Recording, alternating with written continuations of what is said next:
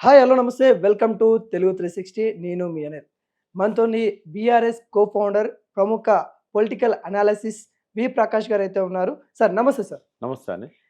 Sir, Telangana ముఖ్యమంత్రి యనుమల రేవంత్ రెడ్డి గారు పదే పదే తెలంగాణ అప్పుల పాలైపోయింది, ఎవరు అప్పులు ఇవ్వట్లేదు అనడం వెనుక ఎటువంటి కారణాలు ఉన్నాయి, అసలు ఎందుకు అంటున్నారంటే ఏం చెప్తారు? ఫస్ట్ ఏందంటే ఆయనకు మేనేజ్ చేయడం రావట్లేదు. ఆయన అదృష్టవంతుడు ఏందంటే మంత్రి కాకుండానే నేరుగా ముఖ్యమంత్రి అయ్యే అవకాశం ఆయనకొచ్చింది. తప్పకుండా ఆయన అదృష్టవంతుడని చెప్పాలి. బట్ ఆయనే ముఖ్యమంత్రి హోదాలో ఒక రకమైన అపరిపక్వత ఉంటది ఎవరికైనా కొత్తగా వచ్చినప్పుడు. అది ఎంత అనుభవజ్ఞునికైనా అపరిపక్వత ఉంటది. అయితే అన్నీ తెలిసిన వ్యక్తే ముఖ్యమంత్రిగా ఉండాలని ఏం లేదు. ప్రజలు ఎన్నుకున్నప్పుడు చాలామందికి అటువంటి అవకాశం వచ్చింది. నేరుగా నరేంద్ర మోడీ గారికి గూడా ఎప్పుడు ఎమ్మెల్యే కాకుండా నేరుగా ముఖ్యమంత్రి అయ్యాడు ఆయన. ఒక్కసారే ఎమ్మెల్యే అయ్యి ఫస్ట్ టైం. అట్లాగే ఎప్పుడు ఎంపీ కాకుండా ఒకసారి ప్రధానమంత్రి కూడా అయ్యిండు. బట్ ఇట్లా ఎంతోమంది అయ్యారు. కానీ దానికి తగ్గట్టుగా అవగాహన పెంచుకోవాలి. తర్వాత బ్యూరోక్రాట్స్ ఉంటారు గదా! ఫైనాన్స్ సెక్రటరీ ఉంటాడు, చీఫ్ సెక్రటరీ ఉంటారు. వాళ్ళతోని మాట్లాడి వాళ్ళు చెప్పిన దాన్ని దృష్టిలో పెట్టుకొని ఏదైనా ఆయన మాట్లాడాలి. ఆయన ఎంఏ ఎకనామిక్స్ చదవకపోవచ్చు. కానీ అక్కడ ఎంఏ ఎకనామిక్స్ చదివి ఎకనామిక్స్‌లో పీహెచ్‌డీలు చేసిన వాళ్ళు ఎంతోమంది ఆయన డిపార్ట్మెంట్‌లో ఉంటారు. ఏది మాట్లాడినా కూడా ముఖ్యమంత్రి వాళ్ళతో కన్సల్ట్ చేసి పరిస్థితి మీద అనలైజ్ చేయాలి, మాట్లాడాలి. కానీ ఇక్కడ రేవంత్ రెడ్డి గారు నోటికి ఏదో వస్తే అది మాట్లాడుతూ రాష్ట్రం యొక్క ఖ్యాతిని అప్రదిష్ట పాలు చేస్తున్నాడు. అంటే నిజంగానే ఆయన తెలియక మాట్లాడుతున్నాడా? దాని వెనకాల ఏమన్నా దురుద్దేశాలు ఉన్నాయా అన్నప్పుడు నేను ఖచ్చితంగా చెప్పగలుగుతా. రేవంత్ రెడ్డి ఒక ఉద్దేశంతో మాట్లాడుతున్నాడు. కొట్టేయచ్చు ఒక మాటతోని, ఇది అపరిపక్వత, ముఖ్యమంత్రికి నాలెడ్జ్ లేక మాట్లాడుతున్నాడని కొట్టేయచ్చు. కానీ పదే పదే మాట్లాడరు నాలెడ్జ్ లేకపోతే. ఎందుకంటే ఒకసారి మాట్లాడితే కింద ఉన్న వాళ్ళు కరెక్ట్ చేస్తారు, అపోజిషన్ వాళ్ళు విమర్శిస్తారు. కానీ అపోజిషన్ విమర్శించినా కింద ఉన్న వాళ్ళు కరెక్ట్ చేసినా అదే పనిగా ఆయనే ఈ రకంగా మాట్లాడుతున్నాడంటే ఖచ్చితంగా రేవంత్ రెడ్డి మాటల వెనుక ఒక దురుద్దేశం ఉంది. అంటే తెలంగాణలో కాదు, అబ్రాడ్కి వెళ్ళినా కానీ ఇవే మాటలు మాట్లాడుతున్నాడు. ఏంటంటే రేవంత్ రెడ్డి చరిత్ర చూసినట్టయితే ఆయన గాడ్ ఫాదర్ చంద్రబాబు నాయుడు. ఎవరు ఒప్పుకున్నా ఒప్పుకోకపోయినా ఆయన పిసిసి ప్రెసిడెంట్ కావడానికి కానీ, ఆయన ముఖ్యమంత్రి కావడానికి కానీ చంద్రబాబు నాయుడు ఏ స్థాయికి త్యాగం చేశాడంటే అది కాంగ్రెస్కు వ్యతిరేకంగా పుట్టిన పార్టీ. కానీ కాంగ్రెస్ని గెలిపించడానికి పోటీ కూడా పెట్టని పార్టీ. అంటే రేవంత్ రెడ్డి అనేవాడు చంద్రబాబు మనిషి. కాబట్టి ఆయనకు ఈయనకు మధ్య ఉన్న డీల్ ఏంటంటే, నువ్వు ఉండొచ్చు బహుశా డీల్ ఏంది అని అంటే, నేనేం సాక్ష్యం కాదు వాళ్ళ మాటలకు. బట్ నాకు అనిపిస్తున్నది ఏంటంటే, నిన్ను నేను ముఖ్యమంత్రిని చేస్తా, నువ్వు నాకు నేను చెప్పినట్టుగా నాకు సర్వీస్ ఇవ్వాలి. ఆయన యజమాని బానిస. ఇప్పుడు తెలంగాణ అప్రతిష్ట పాలు చేస్తే ఇన్వెస్ట్మెంట్స్ ఎక్కడ పోతాయి?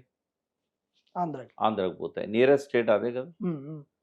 ఇది బహుశా ఉద్దేశం ఉండొచ్చు ముఖ్యమంత్రి గారిది. అంటే గురువు శిష్యుల ఒప్పందం వల్లనే అయి ఉండొచ్చు. ఎందుకంటే అమాయకంగా మాట్లాడితే ఒకసారి మాట్లాడతారు, అపరిపక్వతతో మాట్లాడితే ఒకసారి మాట్లాడతారు, కింద ఉన్న వాళ్ళు కరెక్ట్ చేస్తారు. బట్ ఎంతమంది ఎవరు ఎంత కరెక్ట్ చేయడానికి ట్రై చేసిందో మరి ఆయన అడిగిండో లేదో మనకు తెలియదు. బట్ ఈ రకంగా పదే పదే మాట్లాడితే మాత్రం నాకు అనుమానం వస్తూ ఉన్నది. రేవంత్ రెడ్డి హైదరాబాద్లో ఉన్న ఇండస్ట్రీస్ కానీ, సరౌండింగ్లో ఉన్న పెట్టుబడులను కానీ, ఎవరైనా పెట్టుబడులు పెట్టడానికి వచ్చే వాళ్ళని కానీ ఇట్లా మాట్లాడడం వల్ల వాళ్ళు వెనకపోతారనే సంగతి ఆయనకు తెలుసు. అవును. ఇక్కడే కాదు, వేరే రాష్ట్రాల్లో వేరే దేశాల్లో కూడా మాట్లాడుతున్నాడు అని అంటే ఏదో కాన్స్పిరసీ ఉండవచ్చు. మనమైతే అనుకుంటున్నాం. ఇది ఇట్లా మాట్లాడితే ఏమవుతుంది ఇమ్మీడియట్ ఎఫెక్ట్ అంటే పెట్టుబడులు రావు, ఉన్న పెట్టుబడులు కూడా పోతానే కూడా.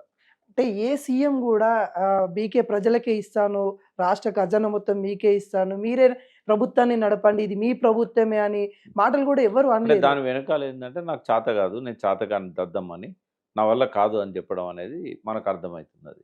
ఇక్కడ ఒకటి మనం ఆయన అన్నట్టు ఫైనాన్సెస్ గురించి మాట్లాడుకుందాం.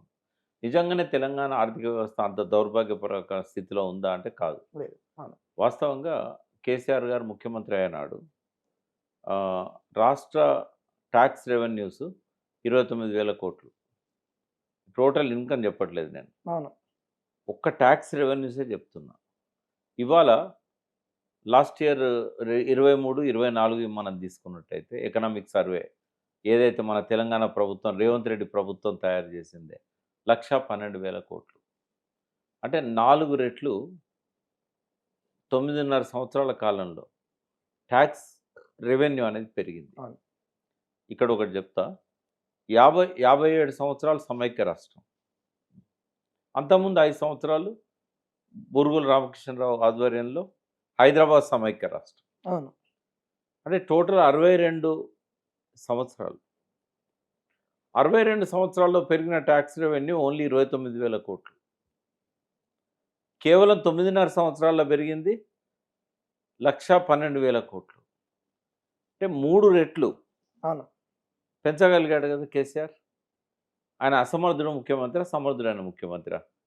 ఎందుకంటే 62 ఏళ్ళల్లో ఎంత అయితే ప్రగతి ఉందో 10 ఏళ్ళల్లో దాన్ని 3 రెట్లు పెంచి చూపెట్టాడు. మన ఆర్థిక వ్యవస్థ బలోపేతమైందా, బలహీనమైందా? రెండవది, 62 సంవత్సరాల్లో టోటల్ రాష్ట్ర ఆదాయం 29,000 కోట్లు ట్యాక్స్ రెవెన్యూ అయితే టోటల్ తెలంగాణ రాష్ట్ర ఆదాయం 62 సంవత్సరాల్లో 62,000 కోట్లు. కేసీఆర్ పీరియడ్లో కేవలం 10 సంవత్సరాల్లో మొత్తంగా కూడా 3 రెట్లు పెరిగి 2 లక్షల కోట్లు దాటింది. ఖజానాను లూటీ చేసిండా కేసీఆర్? ఖజానాకు ఆదాయాన్ని ఇచ్చాడా?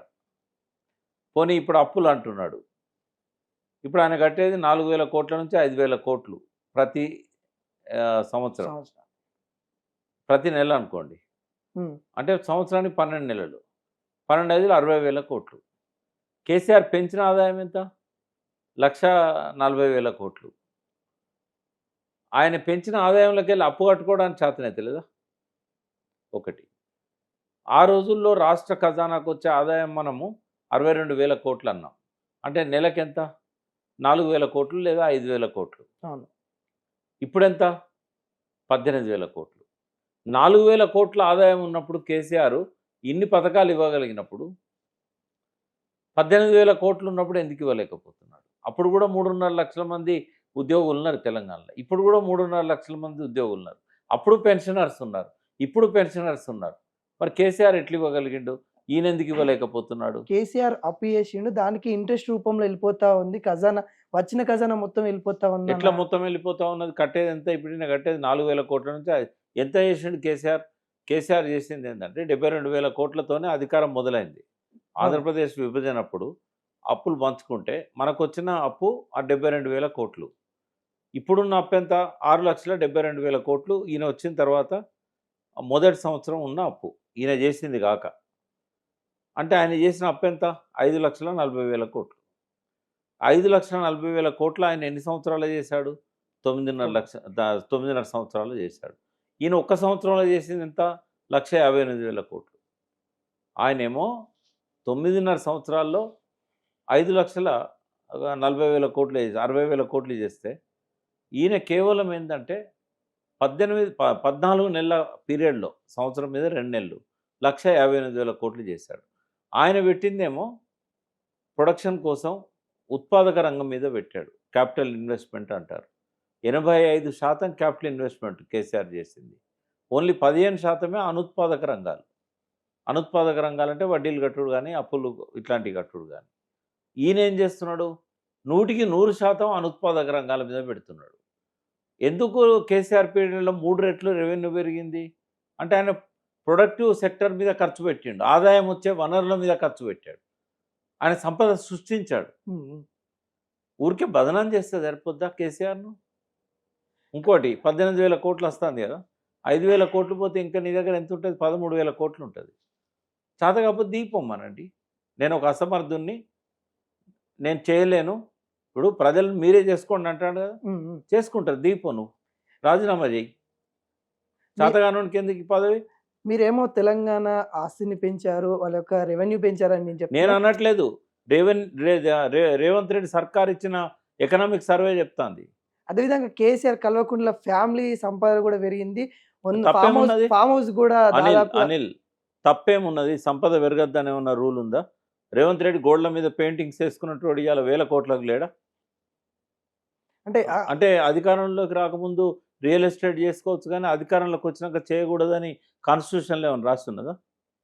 కేసీఆర్, కేటీఆర్, సంతోష్, తర్వాత కవిత, హరీష్ వీళ్ళంతా రియల్ ఎస్టేట్ చేయకూడదని ఏమైనా ఉందా? ఎన్ని కంపెనీలలో వాళ్ళకు వాటాలు ఉన్నాయి? ఎన్ని కంపెనీలలో వాళ్ళు బిజినెస్లు చేశారు? సెటిల్మెంట్ చేయకూడదని ఏమన్నా కాన్స్టిట్యూషన్ చెప్తుందా? ఐపీసీలో సెటిల్మెంట్ చేయడం అనేది ఏమన్నా రాంగా? సంపద పెంచుకోవడానికి అవినీతి కారణమా? ఇంకోటి చెప్తున్నాను నేను, అవినీతి అవినీతి అని కేసీఆర్ను 2014 జూన్ 2 తర్వాత మొదలుపెట్టారు. ఉమ్, అంటే ఇప్పుడు ఎన్ని ఎన్ని సంవత్సరాలు అయింది? 11 సంవత్సరాల చిల్లర అయింది.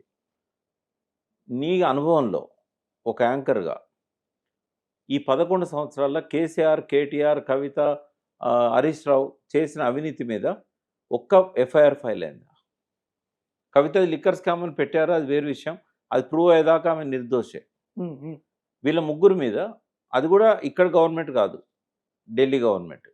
ఇప్పుడు ఈ మొత్తం అంటే వీళ్ళ మీద ఇప్పుడు ఒక ఎఫ్ఐఆర్ కేసీఆర్ మీద కాళేశ్వరం సంబంధించిన ఏమో కేసీఆర్ సంబంధమే లేదు. కాళేశ్వరం సంబంధించిన కాళేశ్వరంలో కేసీఆర్ సంబంధమే లేదు. గొర్రెల స్కామ్ మీద హరీష్ రావు పేరు కూడా తీసుకొచ్చారు. ఏది మరి ఎఫ్ఐఆర్ ఏది ఉమ్. మీరు చూపెడతారా? అంటే ప్రతి తెలంగాణ పౌరుడు చెప్తున్నారు వీళ్ళు ఏదైతే ఇచ్చిన పథకాలలో ప్రతి ఇప్పుడు దాంట్లో ఒక కుక్కను చంపాలంటే పిచ్చి కుక్క అని ప్రచారం చేయాలి. ఉమ్, ఒక మంచోని మీద దొంగ దొంగ అని 10 మంది అంటే నిజంగానే వాడిని దొంగ అనుకుంటారు. పంచతంత్రంలో ఒక కథ ఉండేది చిన్నప్పుడు, పంచతంత్రం కథలు అని ఉంటాయి కదా, ఉమ్, ఉమ్, చందమామ బొమ్మరిల్లో వచ్చేటివి, బాల బాల బాలానందం అని. ఉమ్, ఉమ్. ఇదేంటంటే ఒక అయ్యగారు, ఒక పండితుడు ఒక మేకను తీసుకొని పోతున్నాడు. పోతుంటే 4 దొంగలు ఈ మేకను ఎట్లా కొట్టేయాలని ఏం చేస్తారంటే, కిలోమీటర్కి ఒకడు ఉంటాడు. మొదటివాడు అంటాడు, ఏం పంతులు నువ్వు ఇంత చదువుకున్నోనివి, ఉమ్, ఓ గాడిదను భుజం మీద వేసుకొని పోతున్నావు ఏందంటాడు. ఉమ్. అరే గాడిద కాదురా అది మేక అంటాడు. కొద్దిగా పోయినాక ఇంకోడు అంటాడు, ఏం గాడిదను భుజం మీద వేసుకొని పోతున్నావు అంటాడు. ఉమ్, కాదురా ఇది మేక అంటాడు. మళ్ళీ కొంచెం దూరం పోయినాక ఇంకోడు అంటాడు. అంటే నాదే తప్పేమో, నిజంగానే ఇది గాడిదేమో అని ఒక డౌట్ వస్తుంది. ఉమ్. మళ్ళీ కొంచెం దూరం పోయినాక 4ఓడు అంటాడు, నాకెందుకు ఈ గాడిద అని పడేసిపోతాడు. వీళ్ళు తీసుకుపోయి కోసుకుంటారు, తింటారు. అంటే ఒక అబద్ధాన్ని నమ్మించాలంటే పదే పదే పదే పదే చెప్తారు. అయితే దేనికైనా కూడా ఒక రూల్ ఉంటుంది. నువ్వు కరప్షన్ చేసినావు అని అన్నప్పుడు కంప్లైంట్ ఏమన్నా ఫైల్ అయిందా? ఎఫ్ఐఆర్ ఏమన్నా ఉందా? పోనీ 11 సంవత్సరాలు పడుతుందా కరప్షన్ ప్రూవ్ చేయడానికి? ఆయన చేతుల్నేమో ఈడీ, సిబిఐ ఉంటాయి, ఉమ్, ఇక్కడనేమో ఏసీబీ ఉంటుంది, పోలీస్ డిపార్ట్మెంట్ ఉంటుంది, సిఐడి ఉంటుంది. మరి ఇంతవరకు ఆ కరప్షన్ గురించి ఒక్కటి కూడా వాళ్ళు ఆరోపణ ఎఫ్ఐఆర్ రూపంలో చేయలేదు, నిర్ధారించలేదు. అంటే దాని అర్థం ఏంది? వీళ్ళన్నా అసమర్థులు కావాలి, వాళ్ళన్నా నిజాయితీ పరులు కావాలి కరప్షన్ చేయకుండా. పార్లమెంట్లో ఇదే ఇరిగేషన్ మినిస్టర్ ఉత్తమ్ కుమార్ రెడ్డి కాళేశ్వరంలో ఏమైనా అవినీతి జరిగిందా మీరు పరిశీలించాలా అన్నప్పుడు, గజేంద్ర సింగ్ షెకావత్ నీటిపారుదల శాఖ మంత్రి, జలశక్తి మంత్రి, అవును. కాళేశ్వరంలో అవినీతి జరగలేదని చెప్పి ఉత్తమ్ కుమార్ రెడ్డి ముఖం మీదనే పార్లమెంట్లో సమాధానం చెప్పాడు. ఉమ్, మరి అటువంటప్పుడు ఎట్లా అవినీతి ఉన్నదని చెప్పి మనం అనుకోవాలి? పార్లమెంట్లో ఎవరికో చెప్పలేదు కదా, ఉత్తమ్ కుమార్ రెడ్డికే చెప్పారు కదా సమాధానం. మరి అవినీతి ఎక్కడన్నట్టు? మొత్తం సిమెంట్ కాంచలి మొత్తం స్కామ్ చేసిరు బీఆర్ఎస్ వాళ్ళు ఆడగట్టి అంటే నాసి రకం బట్టి సిమెంట్. గాలి మాటలకు నేను సమాధానం చెప్పాను అనిల్. ఉమ్, ఆధారం చూపెట్టమనండి. వాళ్ళ దగ్గర దమ్ము ఉంటే, వాళ్ళ దగ్గర చిత్తశుద్ధి ఉంటే, వాళ్ళ బుర్రల్లో మెదడు ఉంటే అది చెప్పమనండి. అంటే మీరు నిన్న మొన్న కూడా బీఆర్ఎస్ వాళ్ళు అందరు కలిసి కాళేశ్వరం కూడా వెళ్ళారని, అవును. ఎలా ఉంది అక్కడ పరిస్థితి, ఏ విధంగా ఉంది మొత్తం అసలు? గ్రౌండ్ వాటర్ అంతా పోయింది. గోదావరిలో వచ్చే నీళ్లు స్వేచ్ఛగా వెళ్ళిపోతూ ఉన్నాయి. గలగల గోదావరి తరలిపోతున్నది. ఉమ్, రాజమండ్రి దగ్గర బంగారు పంటలు పండుతున్నాయి. రేవంత్ రెడ్డి గురించి మీరు ఒక మాట అన్నారు చూసారా, ఎందుకు ఇట్లా మాట్లాడుతున్నాడని. అంటే ఆంధ్రాకి ఇన్వెస్ట్మెంట్స్ అన్ని పోవాలి, హైదరాబాద్లో ఉన్న ఇన్వెస్ట్మెంట్స్ కానీ ఇండస్ట్రీస్ కానీ పోవాలని. మేడిగడ్డ కూడా రిపేర్ చేయకపోవడానికి కారణము, ఎన్డీఎస్ఏ మీద ఒత్తిడి తేవకపోవడానికి కారణము, అక్కడ బీజేపీ గవర్నమెంట్ ఉంది, ఇక్కడ చంద్రబాబుకు బీజేపీ మధ్య పొత్తున్నది. ఉమ్, ఇవాళ మోడీకి చంద్రబాబు మాటే వేదం, ఎందుకంటే ఆయన గవర్నమెంట్ పడిపోతుంది చంద్రబాబు ఉపసంహరించుకుంటారు. అవును. కాబట్టి గలగల గోదావరి తరలిపోవాలని చెప్పి మోడీ కోరుకుంటున్నాడు, గలగల గోదావరి తరలిపోవాలని రేవంత్ రెడ్డి కోరుకున్నాడు. 57 ఏళ్ల సమైక్య రాష్ట్రంలో ఏదైతే గలగల గోదావరి తరలిపోయిందో ఇప్పుడు కూడా అదే పోతున్నది. ఇక్కడ పడ్డ వర్షపు నీళ్ళు కానీ, ఇక్కడ తెగిన కుంటల చెరువుల నీళ్లు కానీ అన్నీ కూడా గోదావరిలో పడాలి, ఎక్కడ కూడా ఆగద్దు. అందుకే వాళ్ళు 57 ఏళ్ళు ఒక్క బ్యారేజ్ కట్టలేదు గోదావరి మీద. ఇప్పుడు కట్టిన బ్యారేజీలు కూలిపోవాలని కోరుకుంటారు. అది కాళేశ్వరం కాదు కూలేశ్వరం అని అంటాడు. ఉమ్. మంచిగున్న బ్యారేజీలు కూడా కూలిపోయినాయని చెప్తున్నాడు. అంటే జ్యోతిష్యం చెప్తున్నాడు. రేపు ఎల్లుండో వాటిని కూడా కూలగొడతాడు కావచ్చు. చెప్పలేం కదా. అంటే కాళేశ్వరం నా ఈ టాపిక్ వచ్చినప్పుడు నాకు ఒక ప్రశ్న వస్తుంది. అంటే ప్రతిసారి కూడా ఏమంటారంటే కాంగ్రెస్ వాళ్ళు కావచ్చు, లేకుంటే అపోజిట్ వాళ్ళు, కేసీఆర్ గారే అక్కడ ఇంజనీరింగ్ తానే అయ్యిండు, ప్రతి ఒక్కటి కూడా తన కనుసైగలో అయ్యింది, అందువల్లనే అక్కడ ఫెయిల్ అయిపోయింది. కేసీఆర్ అక్కడ ఎవరైతే అక్కడ ఉన్న ఇంజనీరింగ్ చెప్పిన మాట వినలేదు, తనకి అధికారం ఉంది కదా అని బాధ్యత అహంకారంతో ఎవరిది? బాధ్యత వెళ్ళారని ఒక బాధ్యత ఎవరిది? అస్సా ఉంది. బాధ్యత ఎవరిది? సీఎం హోదాలో ఇప్పుడు ఉన్నారు కాబట్టి అప్పుడు కేసీఆర్ కాదు, ఇంజనీర్లది. ఇప్పుడు ఉదాహరణకు రాజశేఖర రెడ్డి గవర్నమెంట్లో శ్రీలక్ష్మి గారు బీపీ ఆచార్య మంచి ఆఫీసర్లు జైల్లో ఎందుకున్నారు? జైల్లో ఎందుకున్నారు అంటే చేయాల్సిన న్యాయంగా చేయకుండా వాళ్ళు చెప్పినని చెప్పి సంతకాలు పెట్టారు. ఇప్పుడు ఒకవేళ కేసీఆర్ కనుక అట్లా చెప్పుంటే మరి ఇంజనీర్ల తప్పు అవుతుంది కదా. అంటే ప్రధానంగా ఇంజనీర్లు కూడా అదే మాట చెప్తా ఉన్నారు. ఏం కేసీఆర్ చెప్పలేదు, ఏం చెప్పలేదు. ఏ ఇంజనీర్ చెప్పాడు? ఇక్కడ ఈ ఇంజనీర్లు ఎవరు? ఈఎన్సీలు. ఉమ్, ఇప్పుడు ఎవడో కిందున్న చిన్న స్థాయి ఇంజనీర్ రాడు కేసీఆర్ మీటింగ్కి. ఓకే. ఈఎన్సీలు వస్తారు. ఈఎన్సీలు చెప్పిల్లా ఎవరన్నా? ఎవరు? మురళీధరరావు గారు చెప్పారా? వెంకటేశ్వర్లు చెప్పారా? హరిరామ్ గారు చెప్పారా? ప్రిన్సిపల్ సెక్రటరీ రాయత్ కుమార్ చెప్పాడా? పి జోషి గారు చెప్పారా? ఎవరు చెప్పారు? ఎప్పుడైనా ఒక పరిపాలకుడు నాకు నీళ్లు కావాలంటాడు, మీరు అన్వేషించండి అంటాడు, సైడ్ చూడండి అంటాడు. ఇంజనీర్లకు చెప్తారు ఆ బాధ్యత. కేసీఆర్ ఇంజనీరే కాదా? సైట్ సెలెక్షన్ ఎట్లా చేస్తాడు? కేసీఆర్ ఇంజనీరే కాదా? డిజైన్ ఎట్లా చేస్తాడు? కాబట్టి అవన్నీ తప్పుడు ఆరోపణలు.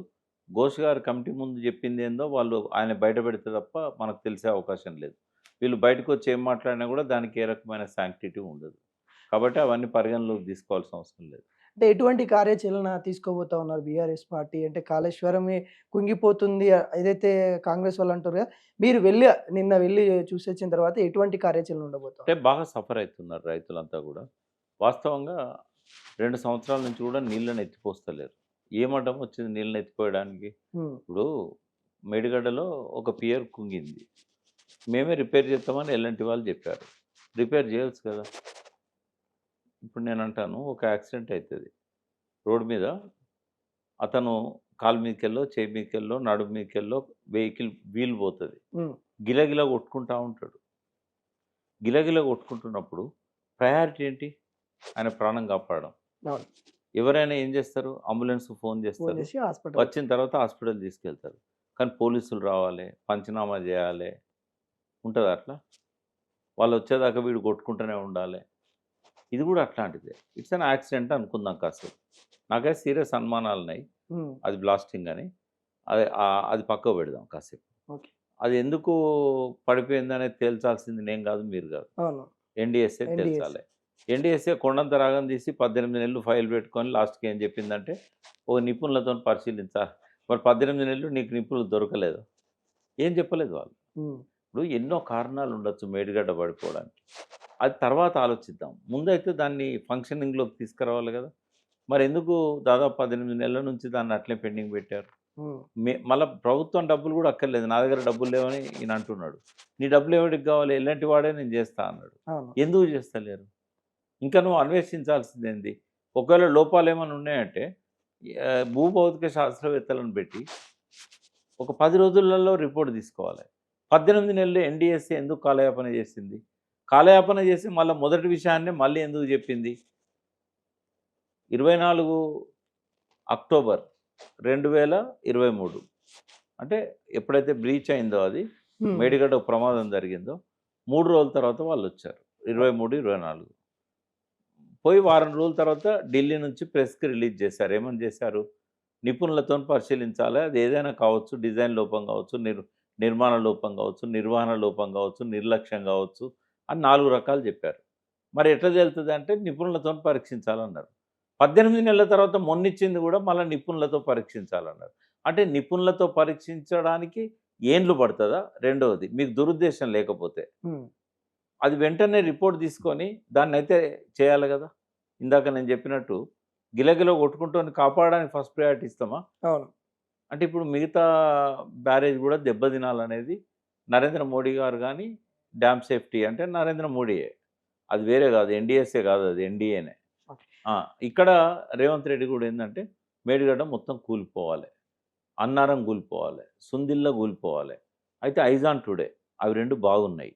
అందులో చిన్న చిన్న లోపాలు ఉంటే వాటిని సవరించమని చెప్పి ఎన్‌డీఎస్ఏ పోయిన అక్టోబర్‌లో 23 అక్టోబర్‌లో చెప్పింది. జూన్ వరకు రిపేర్లు చేశారు. హ్మ్. మరి ఎత్తిపోయడానికి ఇబ్బందేంది? ఇక్కడ కాళేశ్వరంలో గుర్తించాల్సింది ఏందంటే, మేడిగడ్డ అనేది ఒక పాక్షిక అవసరానికే కట్టారు. ప్రతిరోజు ఎత్తిపోయాలంటే మేడిగడ్డ అవసరం లేదు. హ్మ్. మేడిగడ్డ దగ్గర గేట్లు ఎప్పుడేస్తారంటే, అక్టోబర్ నుంచి గేట్లేస్తారు. ఎందుకంటే అక్టోబర్ కంటే ముందు పెద్ద ఫ్లడ్ వస్తది. 3 నెలలు. అవును. ఫ్లడ్ వచ్చినప్పుడు ఓపెన్ చేస్తారు గేట్లు.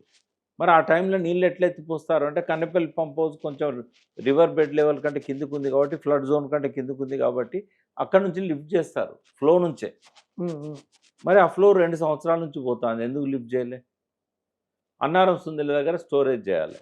అక్కడ వాళ్ళు రిపేర్లు చేసి పెట్టిండ్రు. మరి ఎందుకు చేయలేదు? అంటే గలగల గోదావరి తరలిపోతుండాలి. రాజమండ్రి కింద డెల్టాకు పంటలు పండించడానికి ఆ నీళ్లు కావాలి. కృష్ణా డెల్టా కోసం పోలవరం కాడ నుంచి కాలువలు తీశారు. ఆ కాలువల ద్వారా నీళ్లు కిందికి పోవాలి.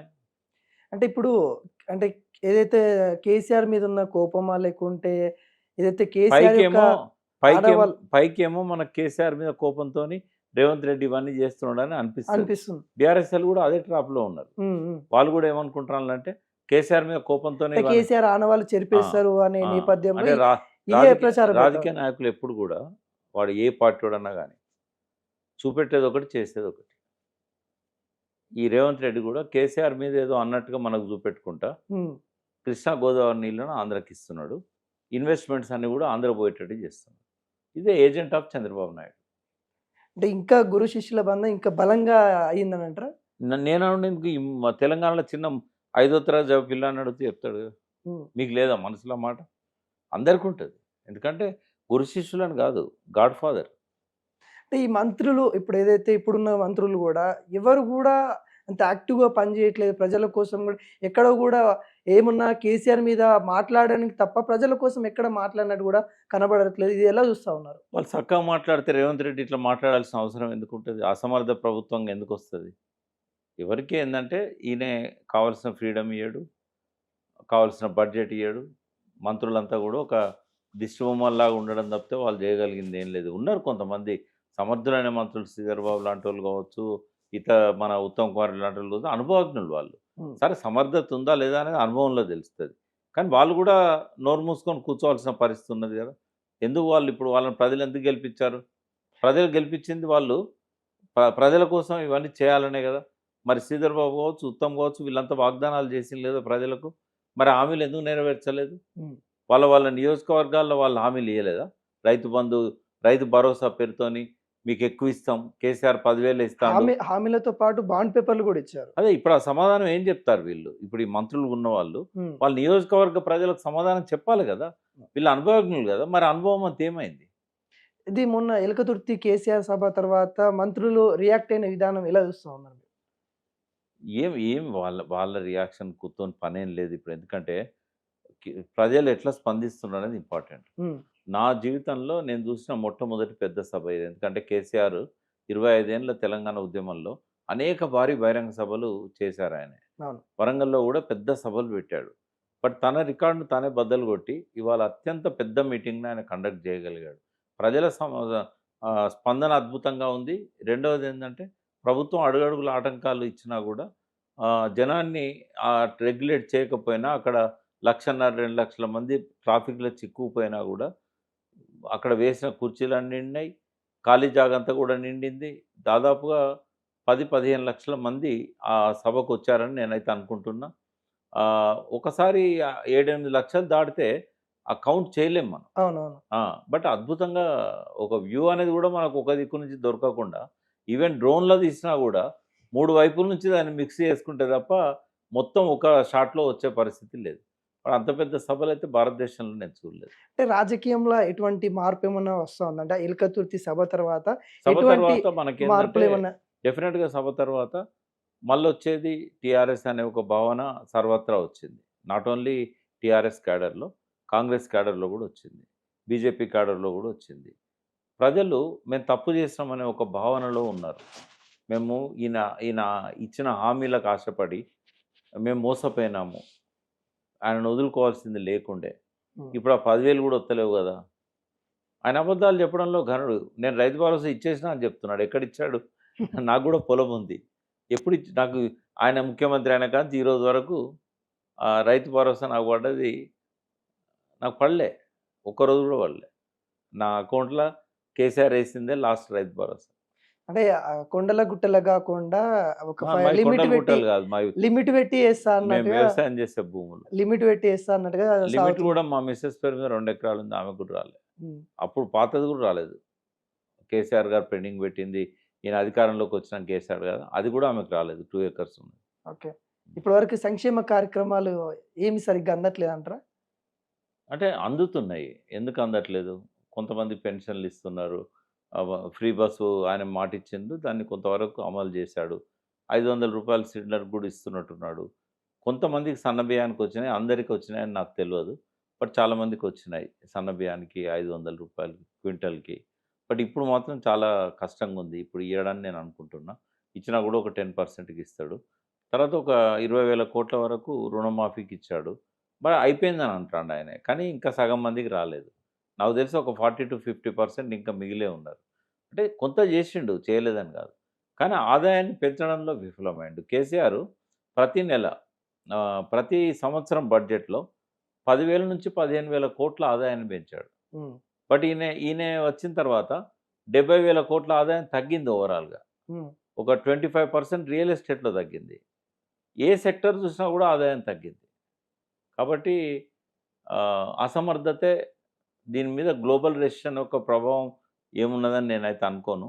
రియల్ ఎస్టేట్ గానీ, ఇంకోటి గానీ, హైడ్రా లాంటి, తర్వాత మూసీ లాంటివి ఇవన్నీ చేయడం వల్ల కొంత రియల్ ఎస్టేట్ తగ్గింది. రెండవది తను ఊరికే నోరు బారేసుకోవడం. నా నా ఖజానా లూటీ అయింది, లంక బిందెలు ఉంటాయని వస్తే నేను ఏమీ దొరకలేదు. ఇట్లాంటి మాటలు మాట్లాడడం వల్ల ఎవరు ఇన్వెస్టర్స్ వస్తలేరు. ఈయన పోతున్నాడు, దావోస్ పోతున్నాడు, జపాన్ పోయిండు. ఆయన ఎఫర్ట్స్‌ని నేను తప్పట్టట్లేదు. ఉమ్. కానీ ఇంత ఎఫర్ట్స్ పెట్టి మళ్ళీ ఇక్కడికొచ్చి ఇటువంటి మాటలు మాట్లాడడం వల్ల తను చేసే తనకే నెగెటివ్ అవుతున్నది. అంటే ఇప్పుడు తెలంగాణ అక్కడనేమో మాది భూతల స్వర్గం, పెట్టుబడులు బాగా పెట్టండి అని అక్కడ చెప్తాడు. ఉమ్, ఈడికొచ్చామో మా ఖజానా ఖాళీ అయింది, నా దగ్గర ఏం లేదు అని చెప్తాడు. వాళ్ళు చూస్తారు కదా ఇవాళ రేపు ఎక్కడ ఏ న్యూస్ సీఎం మాట్లాడినా కూడా ప్రపంచం అంతా క్షణాలలో పోతుంది. మనకు ఒకటి ఉంటుంది, ఇంటి గుట్టు బయట పెట్టద్దు పెట్టుకోవద్దు, అనేది. అది ఇంట్లో మాట్లాడుకోవాలి. ఇంట్లో చీఫ్ మాట్లాడుకోవాలి. సెక్రటరీతో కూర్చొని మాట్లాడుకోవాల్సిన, ఫైనాన్స్ సెక్రటరీతో కూర్చొని మాట్లాడాల్సిన మాటలన్నీ కూడా ఈయన బయట ఇష్టం వచ్చినట్టు మాట్లాడుతున్నాడు. తర్వాత అన్ని సెల్ఫ్ కాంట్రడిక్టరీ ఉంటాయి. ఉదాహరణకు నేను పొన్నాల లక్ష్మణ గారు ప్రెస్ మీట్ పెట్టి చెప్పారు, నువ్వు అత్యంత ఎక్కువ పంట పండించినలు రైతులు అని అంటున్నావు, ఉమ్, దానికి నువ్వేం ఖర్చు పెట్టినావు, నువ్వేం చేసినావు అంటే ఇదంతా కేసీఆర్ చేసిందే కదా. నువ్వేమన్నా అదనంగా నీళ్ళు ఇచ్చినావా, అదనంగా ప్రాజెక్టులు కట్టినావా, నువ్వు ఏం చేస్తే రైతులు ఎక్కువ పంట పండించాలని క్వశ్చన్ చేశారు పొన్నాల లక్ష్మణ్. ఉమ్, అది చాలా అర్థవంతమైన ప్రశ్న. ఎందుకు అనంటే నువ్వేం చేయకపోతివి, మరి పెరిగితే అది ఎవరి ఖాతాలో పోతుంది? అది కేసీఆర్ ఖాతాలకే పోతుంది. లేదు, వీళ్ళు సన్న వడ్లకి 500 ఇస్తున్నాం కాబట్టి సన్న వడ్ల ఉత్పత్తి పెరిగింది, వీళ్ళు ప్రోత్సాహంగా ఇస్తా ఉన్నారు కాబట్టి. ఇక్కడ సన్నవాళ్ళు ఉత్పత్తి, దొడ్డుబాటులో ఉత్పత్తి కాదు, ఓవరాల్గా 3 కోట్ల టన్నులు, 2.5 లక్షల కోట్ల టన్నులు ఏవైతే అన్నాడో ఉమ్, ఉమ్, ఆ టన్నులు ఎట్లా పెరిగినాయి అంటుండు. నువ్వేమో అదనంగా నీళ్ళు ఇవ్వలే కదా. సన్న బియ్యం కావచ్చు, దొడ్డు బియ్యం కావచ్చు, జొన్న కావచ్చు, ఇంకోటి కావచ్చు, ఉమ్, ఉమ్, ఎట్లా పెరిగింది అది? అంటే రేవంత్ రెడ్డి కేసీఆర్ చేసిన ఫలితాలంతా తన ఖాతాలో వేసుకుంటాడు. ఇవాళ నిన్న పోలీసు వాళ్ళతో మాట్లాడుకుంటూ మనం క్రైమ్ను కంట్రోల్ చేయడంలో నంబర్ 1 ఉన్నాం అన్నాడు. నెంబర్ 1. దానికి రేవంత్ రెడ్డి ఏం చేశాడు? ఉమ్, అంతకుముందు 9.5 ఏళ్ళు కేసీఆర్ చేసిన ఫ్రెండ్లీ పోలీస్ కాన్సెప్టే కదా. కేసీఆర్ అధికారంలోకి రాగానే ఫస్ట్ ప్రతి పోలీస్ స్టేషన్కు పెట్రోలింగ్ వ్యాన్, ఇన్నోవాలు ఇచ్చాడు. ఉమ్, తర్వాత అన్ని ఏరియాలలో సీసీటీవీలు పెట్టారు, అంతకుముందు లేవు. అంటే క్రైమ్ కంట్రోల్ చేయడంలో ఇమ్మీడియట్ పోలీస్ అటెండ్ కావడానికి ఇన్నోవాలు ఇచ్చాడు, ఇమ్మీడియట్గా ట్రేస్ చేయడానికి సీసీటీవీలు ఇచ్చాడు, సీసీ కెమెరాలు ఇచ్చాడు. తర్వాత కౌంటర్ ఇంటెలిజెన్స్ను స్ట్రాంగ్ చేశాడు. దానివల్ల ఇలా ఐఎస్ఐఎస్ తీవ్రవాదులు ఇక్కడ అడుగుపెట్టలేని పరిస్థితి ఉన్నది. తర్వాత ప్రపంచంలో ఉన్న క్రైమ్ వాటన్నిటి వివరాలను ఇక్కడ పోలీసులు చేజ్ చేసి ఆ రాష్ట్రాలకు, ఆ దేశాలకు ఇస్తున్నారు. ఇదంతా రేవంత్ రెడ్డి చేసిండు. దీని వెనకాల కేసీఆర్ కదా ఉన్నది. ఇలా టాప్ లెవెల్లో ఒక 4-5 పారామీటర్లు చెప్పాడు ఆయన. ఉమ్, అవన్నీ కేసీఆర్ యొక్క దూరదృష్టితో చేసినవి తప్పితే రేవంత్ రెడ్డి చేసినవి కాదు కదా. ఎవరైతే ఇప్పుడు కింద కామెంట్లు పెడతాడు ఈయన కేసీఆర్ చెంచా అని, హ్మ్. వాళ్ళకి నేను చెప్పేది ఏంటంటే కేసీఆర్ సరే చేసిండా చేయలేదు పక్కకు పెడదాం. రేవంత్ రెడ్డి ఏం చేసిండో మీరు చెప్పండి. హ్మ్. మీరు చెప్పింది నేను ఒప్పుకుంటా. మీరు ఇవన్నీ చెప్తా ఉన్నారు. కేసీఆర్ గారిని ప్రజలెందుకు నమ్మలేదు? కేసీఆర్ గారు ఎందుకు ఓటమి పాలయ్యారు అంటే ఏం చెప్తారు? నువ్వు ఒక 3 గంటలు నా ఇంటర్వ్యూ తీసుకుంటా అంటే నీకు నేను 26 పాయింట్లు చెప్తా. కేసీఆర్ ఓటమికి నాకు దొరికిన 26 కారణాలు. ఇప్పుడు టైం సరిపోదు అవన్నీ చెప్పాలంటే. ప్రధానంగా ఒకటేందంటే మోడీ గారు యాంటీ ఇన్కంబెన్సీని డివైడ్ కాకుండా తను వెనక్కి తగ్గి హ్మ్. ఒక్క దిక్కు పోలరైజ్ అయ్యేటట్టు చేశాడు. అంటే తనను తను తన కొమ్మను తను నరుక్కున్నాడు. ఎందుకు అంటే కేసీఆర్ అనేవాడు మళ్ళీ ముఖ్యమంత్రి అయితే నేషనల్ లెవెల్‌లో పార్టీని విస్తరిస్తాడు. తెలంగాణ రాష్ట్ర సమితిని భారత రాష్ట్ర సమితిగా మార్చాడు. ఇతను నాకు ఒక హెడ్‌ఏక్ అయితాడు. నాకు రాహుల్ గాంధీని నేను ఎదుర్కోగలుగుతా. కానీ ఒక కొత్త శత్రువు వస్తే గనుక గందరగోళం అయితది అన్నట్టుగా ఆయన ఏం చేశాడంటే తన శక్తిని తను తగ్గించుకొని బండి సంజయ్‌ని వెనక్కి లాగి 35, 40 స్థానాల్లో పోటీ ఇచ్చే పరిస్థితి ఉన్న కాడ 15 స్థానాల్లో పోటీ ఇచ్చినట్టు చేశాడు. ఆ మిగిలిన వాళ్ళంతా గూడా మళ్ళీ ఆ పార్టీని వదిలిపెట్టి కాంగ్రెస్‌లోకి రావడం. ఓటర్స్ గూడా ఇక్కడ బీజేపీనికైతే వాడు గెలవడు అని చెప్పి కాంగ్రెస్‌కేయడం. కేసీఆర్ మీద ఉండే వ్యతిరేకతను ఒక దిక్కు ఉండేటట్టు చేయగలిగాడు మోడీ. ఇది నంబర్ 1 రీజన్. సెకండ్ రీజన్ ఏందంటే తను చేసిన పనులను వాళ్ళు చెప్పుకోలేకపోయిండ్లు. ఇప్పటికి గూడా చెప్పుకోలేకపోతున్నారు. హ్మ్. అది వాళ్ళ అశక్తత. కాబట్టి అది రెండో కారణం. చాలా చేశారు, చెప్పుకోలేకపోయారు. నిరుద్యోగులకు గూడా కన్విన్స్ చేయలేకపోయారు. ఎందుకంటే భారతదేశంలో ప్రపోర్షనేట్‌గా జనాభా నిష్పత్తి ప్రకారము ఎక్కువ ఉద్యోగాలు ఇచ్చిన రాష్ట్రం తెలంగాణే. 1,60,000 ఉద్యోగాలిచ్చింది.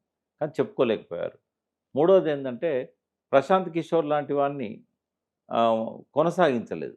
ఆయన హ్మ్. చాలా చెప్పాడాయనకి. ఆయన గనుక ఇంకో 6 నెలలు కొనసాగి ఉంటే ఎలక్షన్‌ల దాకా, ఆ ప్రశాంత్ కిషోర్ ఇచ్చే సలహాలతోని కేసీఆర్ వాటిని అమలు చేసుంటే ఆయన మళ్ళీ అధికారంలోకొచ్చేవాడు. ఒక 30, 40 మంది ఎమ్మెల్యేలను వాళ్ళ పనితీరు బాలేదని ప్రశాంత్ కిషోర్ గూడా చెప్పాడు. కేటీఆర్ గారు గూడా చెప్పారు కేసీఆర్ గారికి. ఆయన వినకుండా వాళ్ళకి మళ్ళీ టికెట్లిచ్చాడు. అంటే ఇవి ప్రధానంగా ఒక 3, 4 కారణాల వల్ల ఇవి మనకు కనబడతాయి.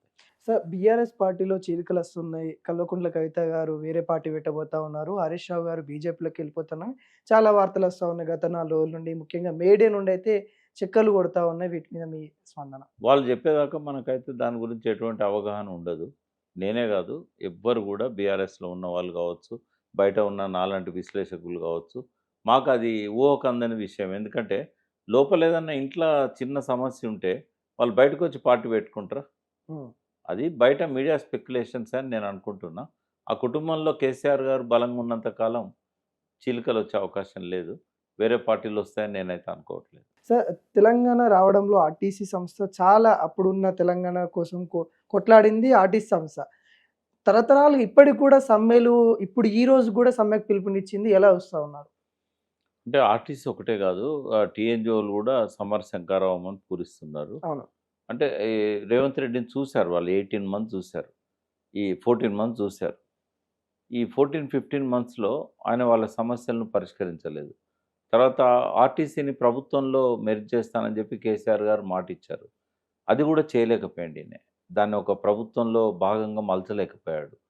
తర్వాత నష్టాల్లో నుంచి ఆర్టీసీని బయటికి తీసుకురావడానికి ఆయన ఏ రకంగా తోడ్పడకపోగా ఫ్రీ బస్ అనేది పెట్టి మరిన్ని నష్టాలకు కారణమయ్యిండు.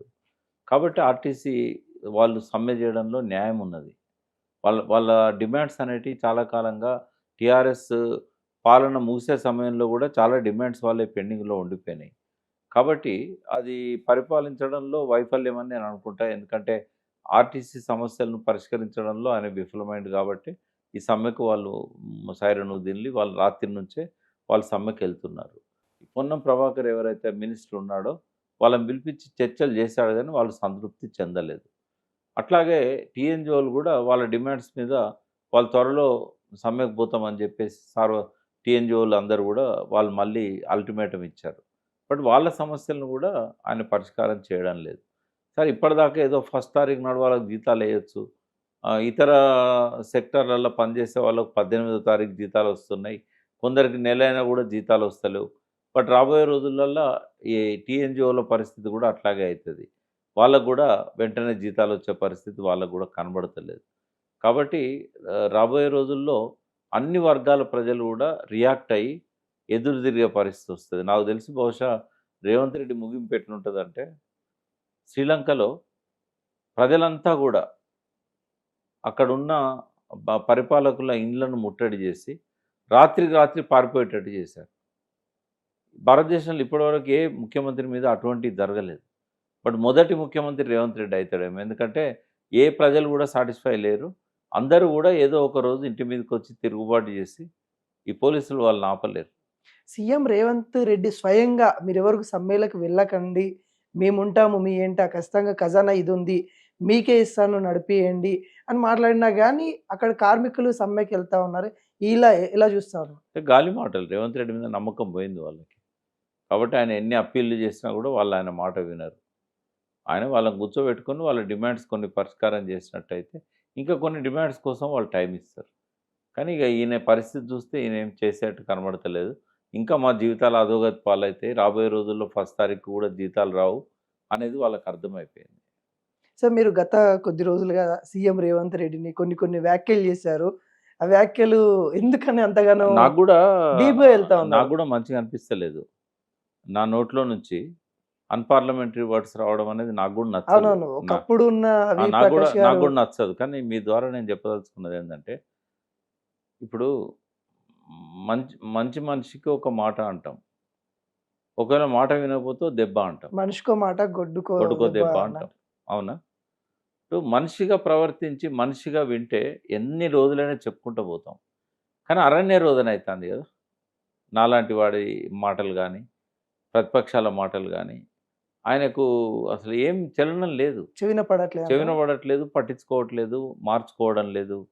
నేను చెప్పడం కాదు, ఇంకెంతమంది చెప్పినా కూడా ఆయన పట్టించుకోవట్లేదు. ఆయన కొలీగ్స్, ఆయన మంత్రివర్గంలో సహచరులు కూడా చెప్తున్నారు, అనుభవం లేని వాళ్ళు. ఆయన పట్టించుకోవట్లేదు. ఇంకా మంచి మాటలకు విననప్పుడు ఏం చేస్తాం? అంటే మీరని కాదు సార్, జనాలలో కూడా మేము మైక్ పట్టుకొని వెళ్ళినప్పుడు కూడా కొన్ని వర్డ్స్ వస్తా ఉన్నాయి. దానివల్ల కూడా కొంతమంది జర్నలిస్టులను కూడా అరెస్ట్ చేయడం కూడా అయ్యింది. ఇప్పుడు ఎలా చూస్తా ఉన్నాయి ఈ తరుణాలు? ఆయన ఏంటంటే ఫస్ట్ నా పట్ల ఎందుకు ఇట్లా ఆగ్రహం కట్టలు తెంచుకుంటుంది? మంచిగా మాట్లాడే వాళ్ళు, విశ్లేషకులు లాంటి వాళ్ళు కూడా కడుపు గాలి, కడుపు మండి ఎందుకు ఇట్లా మాట్లాడుతున్నారు అని ఆయన ఆలోచించాలి. ఉమ్. ఇప్పుడు ఆవేశంతో మాట్లాడినప్పుడు నోరు జారిపోతుంది, ఆ లైవ్ వెళ్ళిపోతుంది. పేపర్ మీద రాస్తే కొట్టేసుకోవచ్చు, లైవ్లో మాట్లాడితే ఏమైతే వెళ్ళిపోతుంది.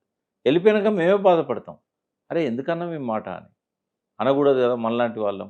ఉమ్. కానీ ఆ కడుపులో ఆ కోపం మంట ఎందుకు వస్తున్నది? అది కదా అర్థం చేసుకోవాల్సింది. సరే, నాకు నేను ఏంటంటే 1-2 సార్లు నోరు జారినా కూడా మళ్ళీ నేను 3వ సారి అనకుండా నన్ను నేను కాపాడుకోగలుగుతా. బట్ సాధారణ ప్రజలు ఏమంటారు? కోపం వస్తే బూతులు వస్తాయి. ఆ బూతు మాట్లాడే పరిస్థితి ఎందుకు వస్తుంది అంటే ఆ కోపంతో వస్తున్నది. ఆ కోపం ఎందుకు వస్తున్నది? ఈయన వైఫల్యాల వల్ల వస్తున్నది. ఈయన ఎవరు చెప్పినా వినట్లేదనే కోపం వస్తున్నది. ఒక ముఖ్యమంత్రిగా అట్లా ప్రవర్తించకూడదనే దాని నుంచి ఆ కోపం వస్తున్నది. అర్థం చేసుకోవాలి. ఊరికే ఇప్పుడు నేనేదో మోటుమాట మాట్లాడినా అని చెప్పి నా మీద ఏడవడం కాదు.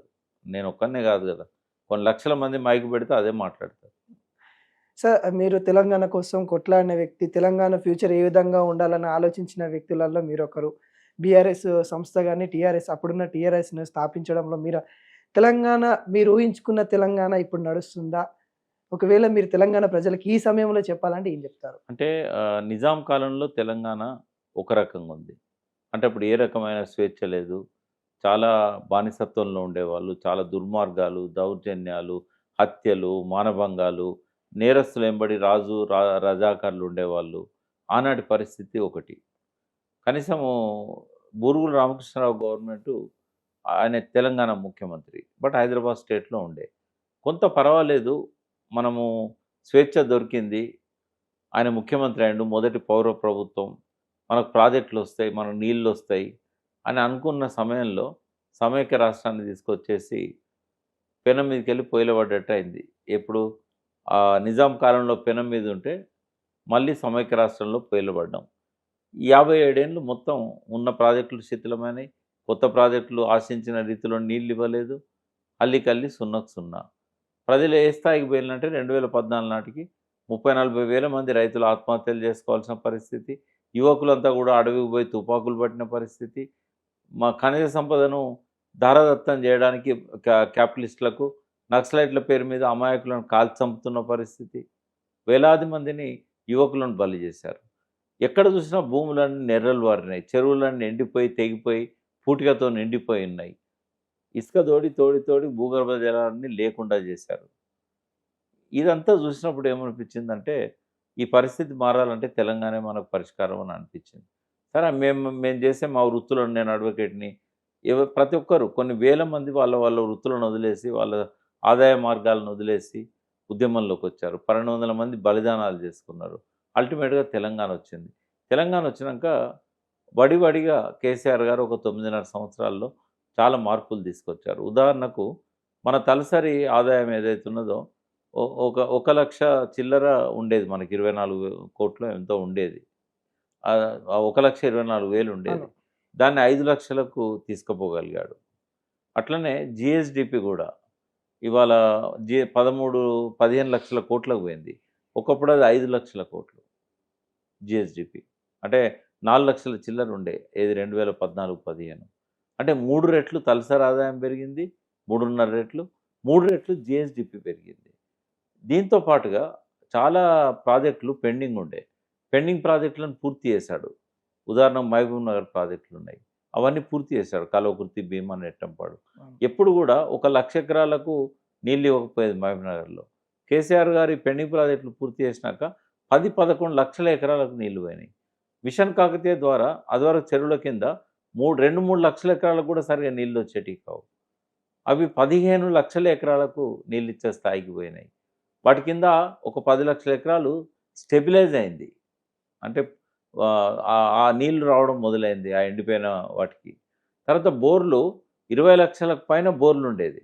అందులో సగం ఎండిపోయి ఉండే బావులు, బోర్లు. కేసీఆర్ ఇవన్నీ టేకప్ చేయడంతోని పూటిగా తీయడము చెరువులలో మొదటిసారి. సమైక్య రాష్ట్రంలో ఎన్నడూ పూటిగా తీయలే. అవునవును. సో వాటి వల్ల భూగర్భ జలాలు పెరిగినాయి. అంటే ప్రజల ఆకాంక్షలు నీళ్లు, నిధులు, నియామకాలు. నిధులు ఒకసారి రాష్ట్రం ఏర్పడ్డదంటే మన నిధులు మన దగ్గరనే ఖర్చయితాయి. అవును. రేవంత్ రెడ్డి నిధులను ఆంధ్రాకు పంపలేడు. నీళ్లను పంపగలుగుతాడు. తర్వాత నీళ్లు, నిధులు, నియామకాలు. నియామకాల విషయంలో ఆనాటికి ఒక 2 లక్షల వేకెన్సీలు ఉండే ఆయన పీరియడ్‌లో. మొత్తం 10 సంవత్సరాల్లో. 2 లక్షల వేకెన్సీలలో 1,60,000 వేకెన్సీలు ఆయన ఫిలప్ చేశాడు. అవి కాంట్రాక్ట్ కార్మికులు కావచ్చు, మామూలుగా వేకెన్సీలు ఏమున్నాయో ఫిలప్ చేశాడు. చెప్పుకోవడంలో వాళ్ళు విఫలమయ్యారు. నియామకాలు ఆయన ఇంకో 40,000 ఉద్యోగాలకు నోటిఫికేషన్ ఇచ్చాడు. ఆయన నోటిఫికేషన్ ఇవ్వని ఇంకొక 40,000 ఉండే. ఎందుకు ఇవ్వలేదు వాటికి అంటే, ఆ పోస్టులన్నీ కూడా రద్దు చేసి వేరే డిపార్ట్మెంట్లలో పోస్టులు పెంచాలనుకున్నాడు. బట్ అది సాధ్యం కాలే. బట్ ఆయన ఇచ్చిన నోటిఫికేషన్లనే రేవంత్ రెడ్డి వాళ్ళని నియమించాడు. నియామక పత్రాలు ఆయన అందజేశాడు. సరే, కొన్ని డిపార్ట్మెంట్లు హైయర్ ఎడ్యుకేషన్లో కొంత కేసీఆర్ గారు నిధులు ఇవ్వలేకపోయాడు. ఎందుకంటే ప్రయారిటీ సెక్టార్స్ అనేటివి ఉంటాయి. రైతుల ఆత్మహత్యలు ఆపడం, 24 గంటల కరెంటు, ఇంటింటికి మంచినీరు, మిషన్ భగీరథ ద్వారా, ఇవన్నీ ఆయన ప్రయారిటీస్గా ఉండే. అయితే అన్నీ ఒకసారి కావు, కొన్ని కొన్ని పోస్ట్పోన్ అవుతూ ఉంటాయి. సో వైద్య ఆరోగ్యం కూడా మొదటి 5 సంవత్సరాల కంటే రెండవ 5 సంవత్సరాల్లో కరోనాను ఎఫెక్టివ్గా కంట్రోల్ చేసిన రాష్ట్రాల్లో తెలంగాణ అద్భుతంగా పరిపాలించింది, ముందు వరుసలో ఉంది. సిటీ చుట్టూ సూపర్ స్పెషాలిటీ హాస్పిటల్స్ కట్టాలనుకొని కన్స్ట్రక్షన్ స్టార్ట్ అయింది. 10-11 అంతస్తులు కట్టారు. వరంగల్లో కూడా 24 అంతస్తుల హాస్పిటల్ కట్టాలనుకున్నప్పుడు అది దాదాపు 14-15 అంతస్తులు కట్టగలిగారు. చాలా మెజర్స్ హరీష్ రావు గారు వైద్య శాఖ మంత్రి అయినాక ఇంకెక్కువగా నిధులు తీసుకురాగలిగారు. సరే, ఇవన్నీ చూసినప్పుడు ఏంటంటే తెలంగాణ ప్రజలు నీళ్లు, నిధులు, నియామకాలు అనేది ప్రధానంగా పెట్టుకున్నారు. కొంత ఆత్మగౌరవాన్ని పెట్టుకున్నారు. కొంత అసంతృప్తి ఉండొచ్చు. ఉద్యమకారులకు అవకాశం రాలేదని కావచ్చు, చాలా తక్కువ మందికి అవకాశం వచ్చింది. ఎందుకంటే అది ఫక్త్ రాజకీయ పార్టీ అన్నాడు కాబట్టి ఆయన ఇతర రాజకీయ నాయకుల మీదనే ఆధారపడ్డాడు. ఏది ఎట్లున్నా కూడా సమకాలీన ముఖ్యమంత్రులల్లా ది బెస్ట్ కేసీఆర్. కొన్ని ఉండొచ్చు, వ్యక్తిగత తప్పులు ఉండొచ్చు, ఆయనకు అహంభావం ఉండొచ్చు. ఏదున్నా కూడా మనము కంటెంపరీ భారతదేశాన్ని తీసుకున్నట్టయితే, సమకాలీన భారతదేశాన్ని తీసుకున్నట్టయితే అందరూ రాష్ట్రాల ముఖ్యమంత్రుల కంటే అద్భుతంగా పరిపాలించింది కేసీఆర్. పరిపాలన వరకైతే నేను క్లీన్ చిట్ ఇవ్వదలుచుకున్నా. గోదావరి, కృష్ణ నీళ్లను కూడా వ్యవసాయానికి మళ్లించడంలో దాదాపు 80-85 లక్షల ఎకరాలకు సాగునీరు ఇవ్వడంలో ఆయనే సక్సెస్ అయ్యారు. ఉద్యోగాలను కూడా చాలా వరకు ఇవ్వగలిగారు. నీళ్ల విషయంలో కొట్లాడుతున్నాడు. బ్రజేష్ కుమార్ ట్రిబ్యునల్ దగ్గర కానీ, ఆంధ్ర గవర్నమెంట్తో కానీ కృష్ణా నీళ్ల కోసం కొట్లాడుతూ ఉన్నారు. గోదావరి నీళ్ళను వీలైనంత ఎక్కువ అందుబాటులోకి తీసుకొచ్చాడు కాళేశ్వరం ప్రాజెక్టు ద్వారా. ఇవన్నీ కూడా ఆయన సాధించిండు కాబట్టి ఆ బాటలో ఆయన ఒక 60-70% వరకు ముందుకెళ్ళిండని నేను చెప్తా. తెలంగాణ ఆకాంక్షలు అనేటివి ఏవైతే ఉన్నాయో, అంటే ఒక్కొక్కరి ఒక ఆకాంక్ష ఉంటుంది. బట్ సార్వత్రికంగా తీసుకున్నట్టయితే మెజారిటీ ప్రజల ఆకాంక్షలలో ఒక 60-70 వరకు ఆయన చేయగలిగాడు. ఇంకో 5 ఏళ్ళు ఉంటే బహుశా ఆయన అనుకున్న లక్ష్యాలన్నీ పూర్తయ్యేటి అని నేను అనుకుంటున్నాను. సార్ ఫైనల్‌గా ఒక క్వెషన్. ఆపరేషన్ కగార్ ఏదైతే తీసుకొనొచ్చేసి, ఆపరేషన్ కర్రెగుట్టానికి కూడా తీసుకొనొచ్చేసి, చాలామంది మావోయిస్టులు గూడా శాంతి చర్చలకు గూడా గవర్నమెంటు మేమెందుకు శాంతి చర్చలు జేయాలన్నట్టు గూడా బండి సంజయ్ గారు గూడా వ్యాఖ్యలు చేశారు. ఇయన్నీ తరుణాలు ఎలా చూస్తా ఉన్నారు? అంటే ప్రజాస్వామ్య దేశంలో మన మనుషులను మనం చంపుకోవద్దు. సరే వాళ్ళు ప్రభుత్వం దృష్టిలో వాళ్ళు చేసేది తప్పే కావచ్చు. వాళ్ళంతట వాళ్ళు చర్చలు జరుపుతాం అన్నాక ఎందుకు నో చెప్పాలి? ఇప్పుడు బండి సంజయ్ గారు హోంశాఖ సహాయ మంత్రి. అవును. అట్లా మాట్లాడకుండా ఉండాల్సింది. ఎందుకంటే ఇప్పుడు సరెండర్ అవుతామన్నోళ్ళను లేదా శాంతి చర్చలు జరుపుతామన్నోళ్ళకి ఎప్పటికీ అవకాశం ఇవ్వాలి. ఇప్పుడు నాగాలాండ్ తీవ్రవాదులతోని, మిజో నేషనల్ ఫ్రంట్ లాంటి వాళ్ళతోని, శ్రీలంక టెర్రరిస్టులతోని, ఎల్టీటీ వాళ్ళతోని అందరితో కూడా చర్చలు జరిపినాయి ప్రభుత్వాలు గతంలో. ఎందుకు జరపకూడదు? తప్పేమున్నది? ఒక అవకాశం ఇవ్వచ్చు కదా. మన దగ్గర కూడా రాజశేఖర రెడ్డి గారు అప్పుడు చర్చల పేరు మీద వాళ్ళని పిలిపించాడు కదా. కాబట్టి శ దాదాపు 50 సంవత్సరాలకు పైన అయింది నక్సలైట్ మూవ్‌మెంట్ స్టార్ట్ అయ్యి. అవును. సో, వాళ్ళంతట వాళ్ళు చర్చలకు వస్తామన్నప్పుడు అది ధృవీకరించాలి. నిజంగానే వాళ్ళే అడుగుతున్నారా? ఒకవేళ వాళ్ళు చర్చలకు వస్తామన్న మాట నిజమే అయినట్టయితే, మధ్యవర్తులుగా ఒక టీమ్‌ను ఇటు ప్రభుత్వానికి, అటు నక్సలైట్లకు మధ్యలో ఉన్న వాళ్ళను కొంతమందిని శాంతి చర్చల కోసం నియామకం చేసి ప్రభుత్వము వాళ్ళని పంపియాలి ఫస్ట్. వాళ్ళ డిమాండ్స్ ఏందో వాళ్ళు చెప్తారు. ఆ డిమాండ్స్ ప్రభుత్వం దగ్గరకొచ్చి డిస్కస్ చేయాలి. రాజశేఖర రెడ్డి పీరియడ్‌లో వచ్చినట్టుగా అడవుల్లో నుంచి యూనిఫార్మ్‌లు ఇప్పేసి, గన్‌లు అప్పజెప్పేసి అట్లా రావడం కాదు. హ్మ్. శాంతి చర్చలు సీజ్ ఫైర్ కావాలి ఫస్ట్. కేసీఆర్ గారు కూడా డిమాండ్ చేశారు మొన్న అవును. బహిరంగ సభలో. ఫస్ట్ శాంతి చర్చల పేరు మీద సీజ్ ఫైర్ కావాలి. 2 దిక్కుల కూడా కాల్పుల విరమణ జరగాలి. కర్రెగుట్టల నుంచి పోలీసులు విత్‌డ్రా కావాలి. నక్సలైట్స్ వాళ్ళ డిమాండ్స్ ఏందో ఈ ఒక ప్రభుత్వం నియమించే కమిటీకి చెప్పాలి. అందులో వాళ్ళకు సంబంధించిన ప్రతినిధులను కూడా వాళ్ళు సూచించాలి. అప్పుడు వాళ్ళు చెప్పే ప్రతిపాదనలను ప్రభుత్వం గనుక అంగీకరించినట్టయితే వాళ్ళు బయటకు వస్తారో, లేకుంటే వాళ్ళ డిమాండ్స్ ప్రకారం ఏం చేస్తారనేది చూడాలి. బట్ ఆ ప్రాసెస్‌ను వ్యతిరేకించే వాళ్ళు ఎవరైనా కూడా వాళ్ళకి ప్రజాస్వామ్యం మీద నమ్మకం లేదని అనుకోవాలి. సార్ సాధ్యమా సార్ మావోయిస్టు వాళ్ళని లేకుండా మొత్తానికి తుడిచిపెడతామని కేంద్ర ప్రభుత్వం? సాధ్యం కాదు. అమిత్ షా మన్మంతో కూడా కాదు. అది సాధ్యం కాదు. ఎందుకంటే ఒక రూపంలో అణిచేస్తే ఇంకొక రూపంలో బయటకొస్తది. కాబట్టి అది సాధ్యమయ్యే పని కాదు. వాళ్ళు ఎందుకుంటారు అక్కడ? నువ్వు ఇల్లిల్లు తల్లడబడుతున్నావు అనుకో, ప్రతి సెంటీమీటర్‌ను నువ్వు గాలిస్తున్నావు అనుకో, వాళ్ళు అక్కడి నుంచి ఎస్కేప్ అవుతారు. హ్మ్. వాళ్ళు ఎస్కేప్ కాకుండా నువ్వు ఆపలేవు. కాబట్టి అది సాధ్యమయ్యే పని కాదు. కొద్ది రోజులు గెరిల్లా పోరాటంలో ఆట విడుపు, పట్టు విడుపులు ఉంటాయి. కొన్ని రోజులు వాళ్ళు వెనక్కి తగ్గుతారు. వెనక్కి తగ్గేది దేనికంటే, ఒక అడుగు వెనక్కి 2 అడుగులు ముందుకు పోవడానికి. మళ్ళీ ఏదో ఓ రోజు వాళ్ళు మళ్ళీ సమాయుత్తం అవుతారు, దాడులు చేస్తారు. ఏదైనా జరగవచ్చు. సార్ ఈ సమయంలో రాష్ట్ర ప్రభుత్వానికి ఏం చెప్పదలుచుకున్నారు మావోయిస్ట్ భావజాలం? మన రేవంత్ రెడ్డి గారు అంటున్నది, నేను నా పోలీసులు అయితే పోతలేరు అని అంటున్నాడు. హ్మ్. నీ పోలీసులు పోకపోవచ్చు. బట్ ఒక ప్రజాస్వామ్యాన్ని కాపాడాలనుకున్నప్పుడు ఒక ముఖ్యమంత్రి కూడా అప్పీల్ చేయాలి కేంద్రానికి. ఈ చంపుడు కరెక్ట్ కాదు. వాళ్ళు చర్చలకు వస్తున్నప్పుడు మీరు చర్చలకు అవకాశాలు ఇవ్వండి. మీరు పీస్ కమిటీని వేయండి శాంతి చర్చల కోసం. ఆ కమిటీ ద్వారా మీరు ఇనిషియేట్ చేయండి అని చెప్పాలి ఆయన. బట్ ఆయన సైలెంట్‌గా ఉన్నాడు ఆ విషయంలో. Thank you. Thank you.